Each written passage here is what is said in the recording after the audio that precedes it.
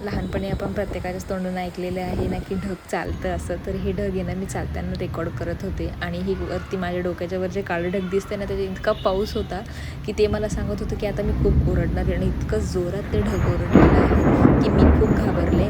पण म्हटलं असू द्या, हीच मज्जा आहे. आज विराज पण नव्हता घरी, सो हे मी रेकॉर्ड करत बसलेले होते. म्हटलं लाईट जाईल म्हणून फोन आधी चार्जिंगला लावला आणि म्हटलं स्वयंपाक करूयात. स्वयंपाकाला आज आहे ना थोडं लवकरच लागलेले होते. आधी डाळ लावून घेतली आणि मग वांगे बटाट्याची भाजी टाकली. आता आपल्या बायकांचं कसं असतं ना की हे काम झाल्यावर हे करूया, ते काम झाल्यावर ते करूया. तर मला असं वाटत होते ना की चहा घेऊया, पण म्हटलं आधी डाळ लावूया मग चहा घेते.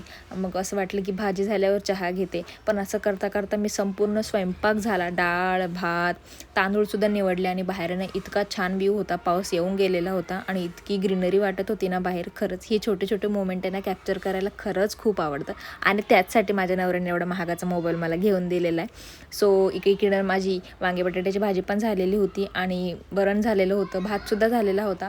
पोळ्यांचे पीठ मळून ठेवलेलं होतं. एकीकडे चहा ठेवला आणि चहामध्ये ना चक्क दूध टाकता टाकता माझी सायच पडून गेलेली होती. पण म्हटलं असू द्या, आता काहीच करणार आहे त्याला. सो चहा घेतला आणि असा होता माझा आजचा दिवस. व्हिडिओ कसा वाटला मला कमेंट करा आणि भेटूयात नेक्स्ट व्लॉगमध्ये. तोपर्यंत बाय.